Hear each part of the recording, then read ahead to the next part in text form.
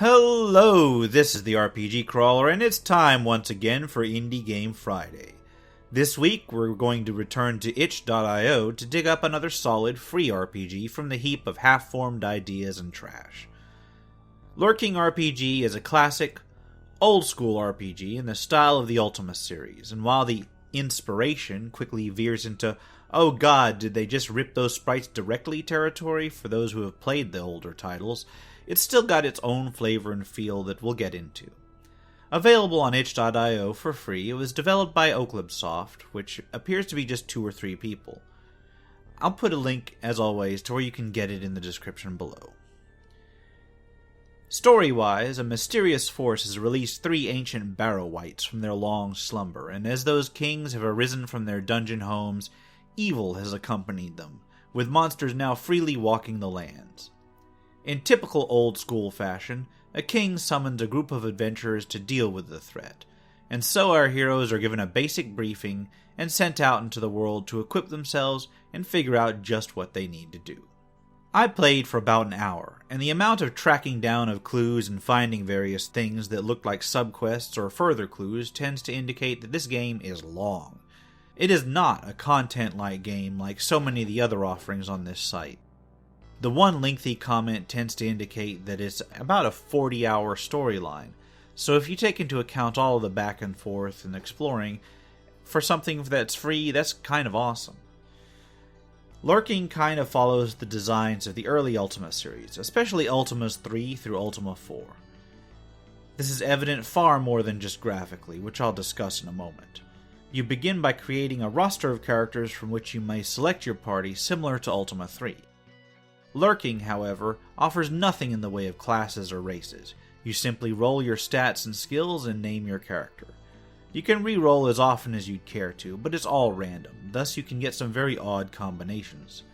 Fortunately, it seems that as you level up and explore the land, you can adjust your skills and attributes over time. Still, it might be best to try to focus on a few archetypes when rolling your characters. Once in-game, you'll find things very familiar if you're an old Ultima player.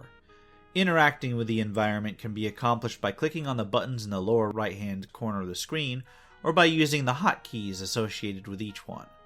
Movement is accomplished with the directional keys, and when you talk to someone, it uses the same sort of keyword parsing that Ultimas 5 and 6 did, where the NPCs may be spoken with using the first 4 letters of the word in question.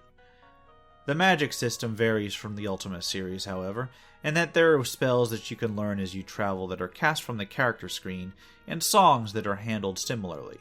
There's no need for reagents and the like as long as you know the spell or song in question.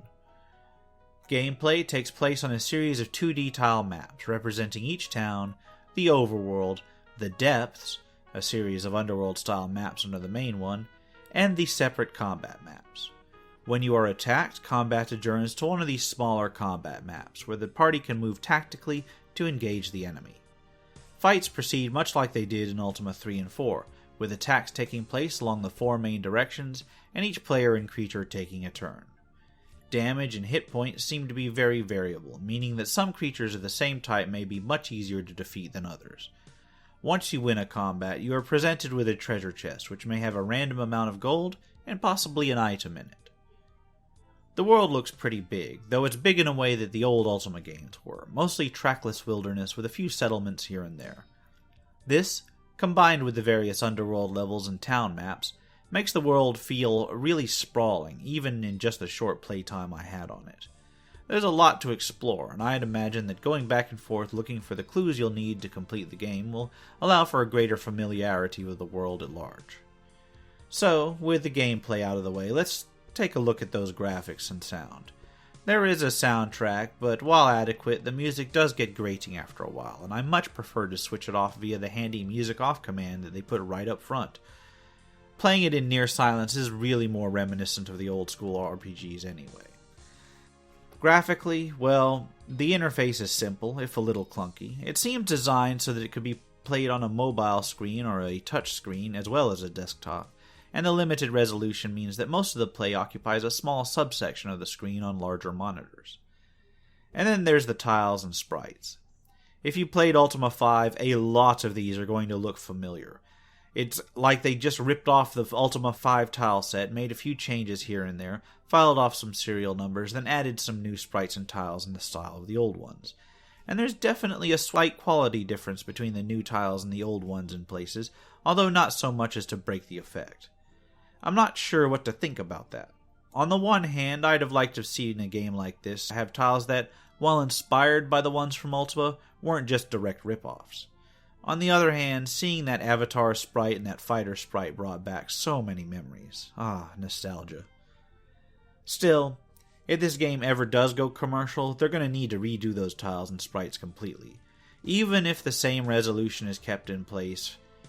For a free product, well, as long as the hammer doesn't get dropped on them, I've got no problems with it. Before I give my final thoughts, it should be noted that in my limited playtime, I did find at least one annoying bug. The merchants weren't properly reflecting my character's inventories when interacting with them. When you buy an item, that particular character's gold and inventory are displayed, except that it was displaying the wrong character's inventory. I think this might have to do with the way that the characters were reordered after I had some deaths in combat. Regardless, it was a bit annoying because while the merchant was acting like the right character was selected, reacting to their amount of gold and so forth, it was displaying an entirely different character. Still, it's something I could work around. So what do I think of this game? I honestly really like it. It has a lot of depth, it doesn't hold your hand, and it is, even graphics aside, very reminiscent of the old Ultima series, with less moralizing and more monster slaying. If you're a fan of those classic CRPGs, I highly recommend that you grab this one and check it out. Be advised that it does seem to be a rather lengthy game, so be prepared to spend quite a bit of time if you can handle the dated interface and graphics. And with that, we'll wrap up this week. This has been the RPG Crawler with Indie Game Friday, Lurking RPG. If you like what you've seen, remember to leave a like, comment if you have feedback, and subscribe for more RPG content. Until next time, take care and goodbye.